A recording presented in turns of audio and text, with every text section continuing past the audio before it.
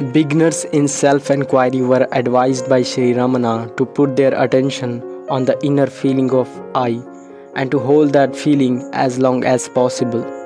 They would be told that if their attention was distracted by other thoughts, they should revert to awareness of the I thought. Whenever they became aware that their attention had wandered, he suggested various acts to assist this process. One could ask oneself, who am I, or where does this I come from? But the ultimate aim was to be continuously aware of the I, which assume that is responsible for all the activities of the body and the mind. In the early stages of practice, attention to the feeling I is a mental activity which takes the form of a thought or a perception. As the practice develops, the thought I gives way to a subjectively experienced feeling of I.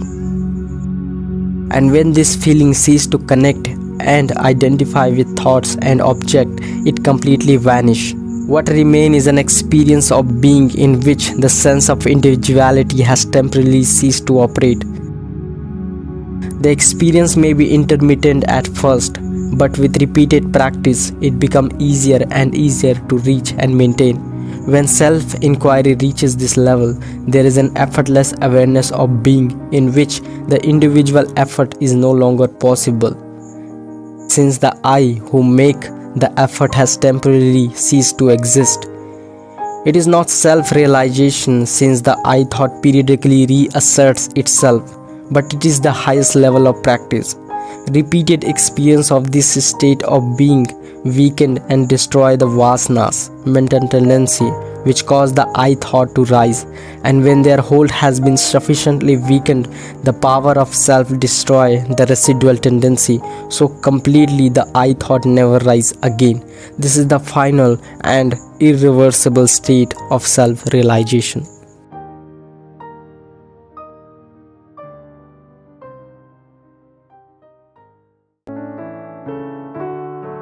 This practice of self-attention or awareness of the I thought is a gentle technique which bypasses the usual repressive method of controlling the mind.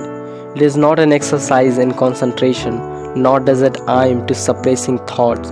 It merely invokes awareness of the source from which the mind springs. The method and the goal of self-inquiry is to abide in the source of the mind and to be aware of what one really is by withdrawing attention and interest from what one is not. In the early stages, effort in the form of transferring attention from the thought to the thinker is essential. But once awareness of the I feeling has been firmly established, further effort is counterproductive. From then on, it is more a process of being than doing, of effortless being rather than effort to be.